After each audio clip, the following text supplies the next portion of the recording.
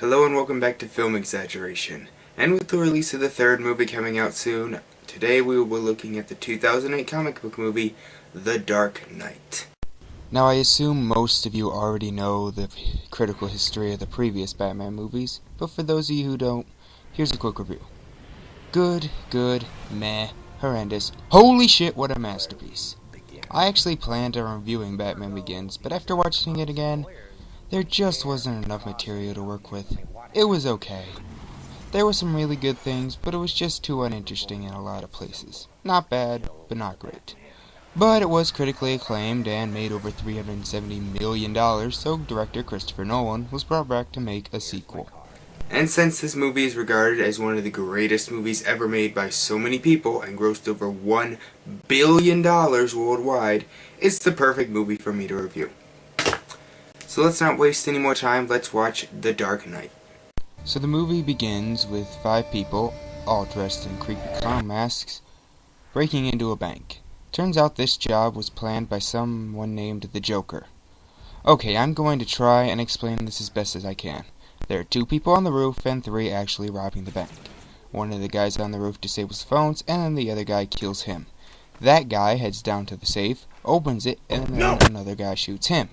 2 of the guys grab the money, and the guy who shot the last guy gets killed by the 5th thug, hitting him with a school bus. And then the thug, the one who wasn't the one driving the school bus, gets killed by the guy who was. Jeez, that was a pretty elaborate plan. So I'm guessing the Joker's gonna kill this guy too, right?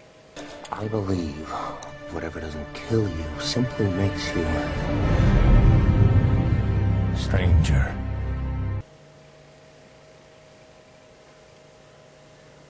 What a twist. After scaring the shit out of a bank teller, the Joker leaves. How no one noticed a bright yellow school bus driving out of the bank, I'll never know. Later, somewhere else in Gotham, a group of thugs are... Holy shit, it's Scarecrow! The Scarecrow was one of the best aspects about Batman Begins, and I was so angry that he didn't get to do much. I can't wait to see what he's gonna do here. Batman shows up, actually 3 do, and begins shooting the mobsters. The imposters are defeated pretty quickly, but luckily the real Batman, played once again by Christian Bale, comes in with his giant-ass tank. We get a fight scene that thankfully isn't nearly as poorly shot as the fight scenes in Begins, until Batman drops down and basically crushes the fan like a wrecking ball. Don't let me find you out here again. We're trying to help you! I don't need help! Not my diagnosis. Wait, what about Scarecrow? Damn it! The next morning, Bruce Wayne's butler Alfred, played by Michael Caine, realizes he's not in bed, and finds him in the Batcave. It turns out Rachel, now played by Maggie Gyllenhaal, is dating the new district attorney, Harvey Dent, played by Aaron Eckhart. I kinda like that. She's been Bruce's boyfriend since they were kids, and it's refreshing to see 2 childhood friends that don't become love interests. But I bet they will be together by the end of the movie. Really? Bruce and Harvey meet at dinner that night. You either die a hero, or you live long enough to see yourself become the villain. At a mob meeting, it turns out that $68 million was stolen from them. Their accountant, named Mao, has decided to move the rest of their funds to a secret location. And then the Joker shows up.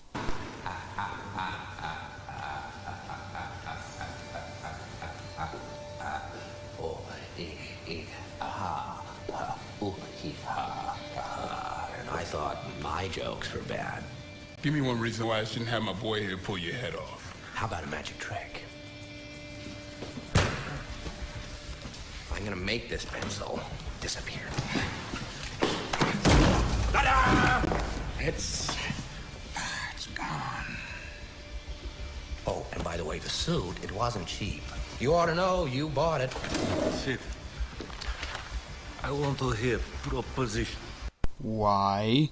He just killed one of your men with a pencil and basically admitted that he stole your money. Why shouldn't you guys just shoot him? This movie should end just right here. The Joker says he will kill the Batman, but he wants half the money to do it, so he leaves them his card. After Batman, Dent, and Gordon, played by Gary Oldman, have a talk, Bruce decides to head to Hong Kong to capture Lau for interrogation. Meanwhile, it turns out that the thugs have killed the Joker. Yeah, right. You wanna know how I got these scars? My father was a drinker and a fiend. And one night, he goes off crazier than usual. Mommy gets the kitchen knife to defend herself. He doesn't like that. Not one bit. So, me watching, he takes the knife to her, laughing while he does it. He turns to me, and he says, "Why so serious?" He comes at me with the knife. "Why so serious?" Sticks the blade in my mouth. Let's put a smile on that face. And... why so serious? Holy shit, this guy's legitimately terrifying. In Hong Kong, after scrambling the security system and breaking into the building, Batman captures Lau and brings him to Gotham for interrogation. Lau agrees to give them the names of his clients in court if they set him free. Once they find out, the thugs decide to hire the Joker. Yes, hire the clearly crazy man who dressed as a clown and killed at least 2 of your men. I don't see anything bad coming of this. But before they can hire him, they are arrested along with about 500 other criminals that Lau betrayed. Holy shit! Okay, movie, I'll give you that. That was a pretty good jump scare. The image is disturbing. Tell them your name. Brian. Are you the real Batman? No. No. No. No. Then why do you dress up like him? He's a symbol that we don't have to be afraid of scum like you. Yeah, you do, Brian. You really do. Huh? Yeah. Oh, shush. So you think Batman's made Gotham a better place? Look at me. Look at me!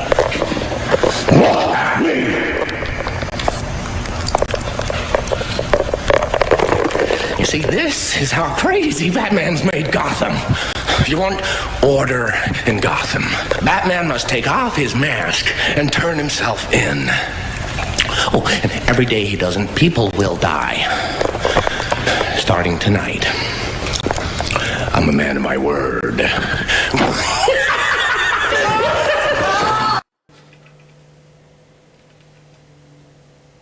So, the fundraiser arrives. Bruce tells Rachel that Gotham won't need Batman for much longer, which is weird, seeing as the only reason he put all those people away was because Batman captured Lau, but I digress. Gordon learns that traces of DNA were on the Joker card from the dead imposter on Judge Cirillo, Commissioner Loeb, and Harvey Dent. Cirillo is blown up, Loeb is poisoned, and the Joker arrives to kill Dent in person, but Batman comes to stop him.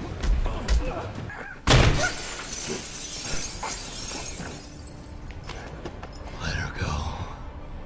Very poor choice of words.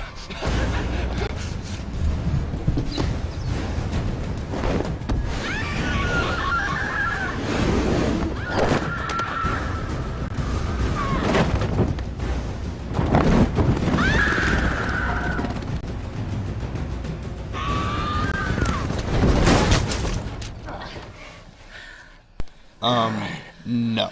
I call bullshit. I don't care how much padding you have on that suit, that's physically impossible. So some more stuff happens, including Morgan Freeman stopping a guy from blackmailing Bruce after he finds out he's Batman, and Bruce gets a digital fingerprint of the Joker and they find out his name is Melvin White and where he lives. When he gets there, he finds several cops tied up who say their uniforms and guns were stolen.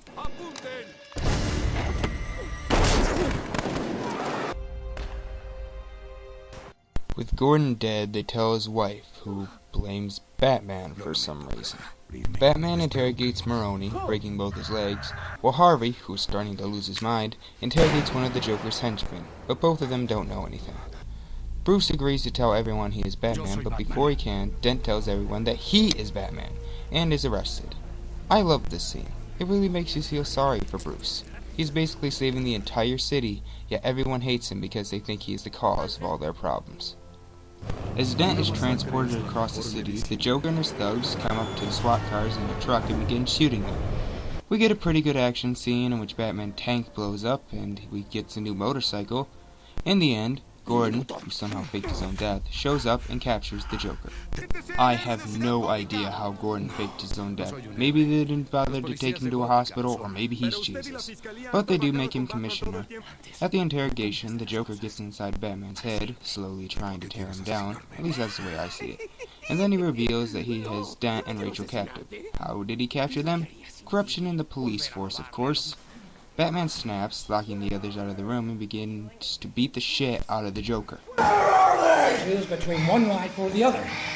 Your friend, the district attorney, or his blushing bride to be.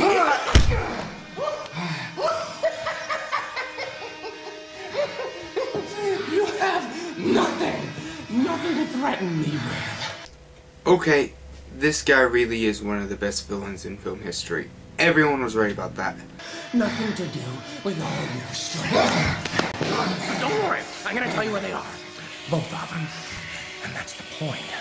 You'll have to choose. He's at 250 52nd Street, and she's on Avenue X. So Batman goes after Rachel, the cops go after Dent, but it turns out the Joker lied and they are both in the opposite locations.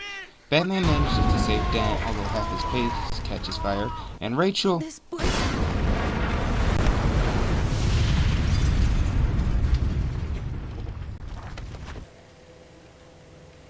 Rachel's dead? So yeah, after our main heroine dies, the Joker frees Lau and both of them escape. But then he kills him by putting him on top of a large pile of money and burning it. Why? Because he's the Joker. Logic doesn't apply. The Joker then reveals on television that he will blow up a hospital unless Coleman Reese is dead within an hour. Wait, who the hell is Coleman Reese? Oh, that one guy we saw in one scene earlier blackmailing Bruce? Granted, it's better to see him again than to just completely forget about the guy who knows Bruce is Batman, but it would have been nice to know a little bit more about him. Wait, Reese? Mr. Reese? Like mystery? So he's the Riddler? Oh, I don't care. The Joker dresses as a nurse and sneaks into Harvey's room. He tries to convince Dent, who now has half his face burned, that he isn't the one Dent should be angry with, even putting a gun in his hands, knowing he won't shoot him. I'm an agent of chaos. Oh, and you know... Actually, no. Dent just flips a coin and the Joker lives, and then blows the hospital to smithereens. I don't know how he managed to get all those explosives in there without anyone noticing, but I'm too struck by the awesomeness of this explosion. Batman reveals that he has invented a machine to tap people's cell phones to find out where the Joker is.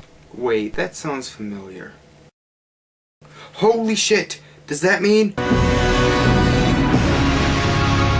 Aha! So it was the Joker who caused 9/11. Wait. No, I'm thinking too deep into this. Morgan Freeman agrees to help him this one time, but after this he wants to resign, saying this has gone too far. Oh, so it's okay to break every other law the city has, but tapping phones, that's where you draw the line. The Joker has rigged two ferries with explosives. Both boats have a detonator to blow up the other boat. One is filled with civilians, the other is filled with criminals. If they leave the boat, they die. If they wait too long, they die. But if one of them blows up the other boat, then that boat lives. But in the end, neither of them do it, showing that the people in the city are ready to believe in good. And while all this is going on, Batman finally finds the Joker and after a fight, has him dangling from a building. But because he doesn't kill anyone, he just leaves him there to get arrested. I give him 2 weeks before he escapes. But this movie isn't over yet. Dent, or should I just call him Two-Face, has captured Gordon's family and is threatening to kill them. Gordon and Batman get there.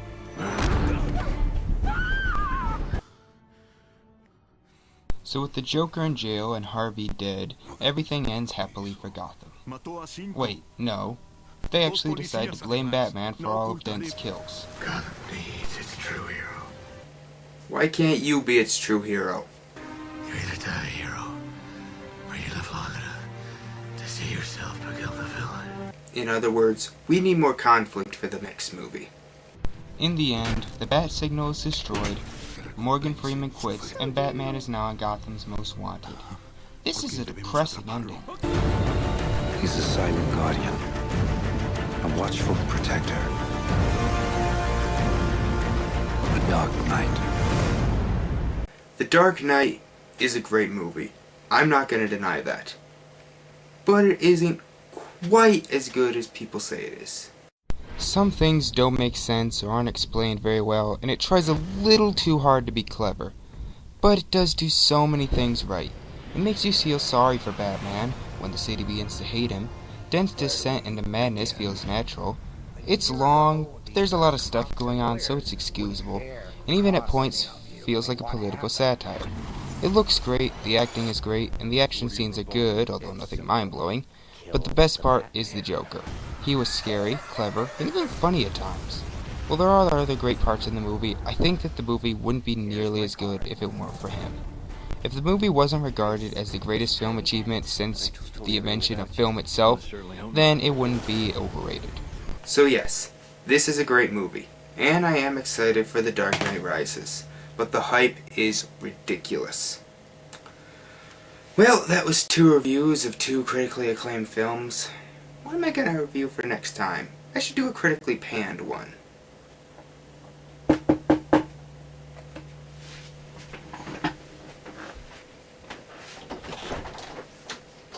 What the hell?